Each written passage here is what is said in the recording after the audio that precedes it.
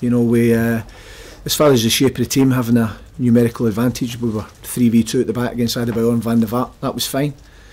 You know, that allowed Marcus Olsen and Jason Lowe to go very tight with their wide two, which was fine. But then the normal part of our game, which is usually good and of quality, which is getting the ball into the front two, that was difficult today. And as a result, normally the chances that we make, they were very, very few and far between. I don't think we'd really got any type of quality into the box. You know, the way we normally do, and that was a disappointing factor of the game. It looked like it lacked ambition. Was that just because you didn't get hold of the ball going forward?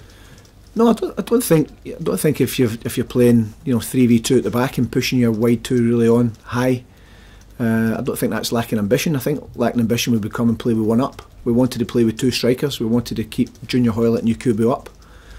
You know, I've seen Norwich doing it, and they've done it very well when they came here. They kept their two players up front and asked questions of the two central defenders of Tottenham. But you've got to give your strikers something to get after, and I think if you don't give them any quality, you know, any quality balls up the side of the centre halves or any, you know, decent penetrating passes, then it's difficult for any front two, and that's a bit of our game that's normally there, and it just wasn't there today, which was disappointing. For a team with your firepower, Steve, are you slightly embarrassed that you didn't get a single shot on or off target this afternoon? No, I'm not embarrassed. I'm disappointed because, you know, we've been to many away grounds this season, and you know, we've always, you know, carved out a few chances, but the chances for the strikers don't come from them making the chances from themselves. They come from good service. They come from good bits of quality, you know, that's before it gets into the final third, and that's the aspect of the game today that I felt. The second half we were better for the first 20 minutes of the second half, but first half, you know, that I felt that was poor. Daniel Juve and Emmanuel Adebayor swapped shirts at half time. Do you know what's that all about? No idea. Does that not annoy you slightly? Listen, it's if they're friends and they, you know, I don't know. It's not something that I've got other things that I'm far more focused on than people swapping shirts. It seems strange for players to focus on that at half time rather than the second half. I've no idea. It's not something I even want to comment on. How do you get out of this now? I mean, I know you'll still believe that you can, but a lot of people will look at the table and think it's very, very tough now.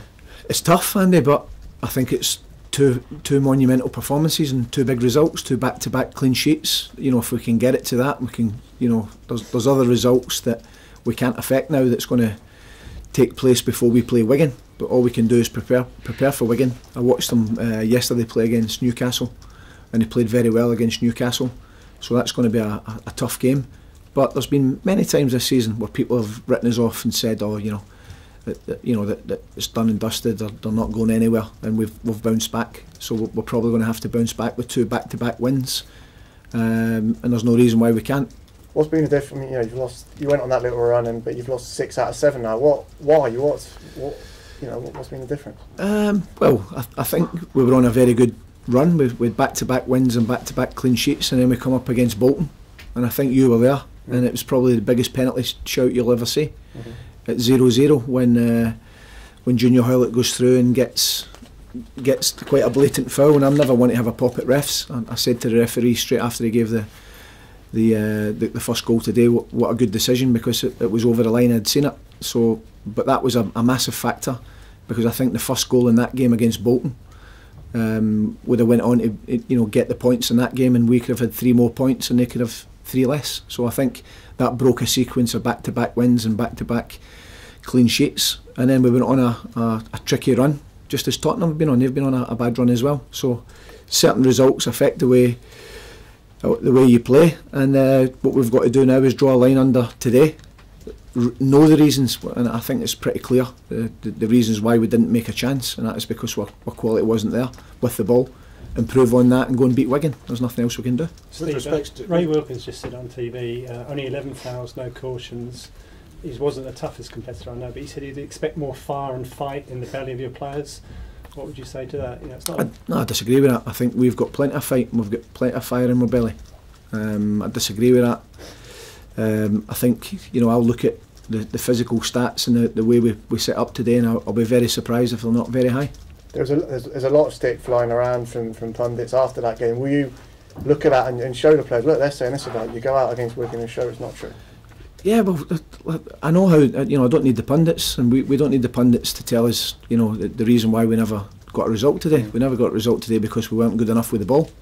It wasn't a case where, you know, defensively they carved us open time after time. You know, we just never done well enough with the ball when we had the opportunity to play and penetrate. And we're normally better than that, and today we were poor. Can I ask you, did the story this morning about Venky's looking to sell the club, did that affect or hinder anything? Nobody's spoke to me about that. None of the players are aware of that. Right. Okay. With respect, Steve, I was at Bolton, and yeah, I agree it was a penalty when Hoylett was fouled. But are you saying that one penalty decision is responsible for losing 6 out of 7 games? No. I think the question was what's the reason why we went on, you know, the start of this run, which Andy said, and I think that was a big aspect of it, because if we got 3 more points, and I think that was a massive point. But what we've got to do now is that's gone. We've got to go into the next games and get points and hope that you get a decision. Do you believe? Do of course, 100%. Yeah, we can go and beat Wigan, and that's the next game up, and that's the next game we can affect. Steve, is there a message for the Blackburn fans who travelled today to watch that? No, I'm as disappointed as them, because normally we're better, and we've been better. They've had many away games this season where they go home happy.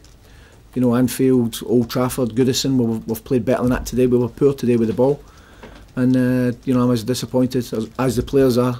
We're all disappointed today. Okay, thank you. Thanks very much. Okay, boys.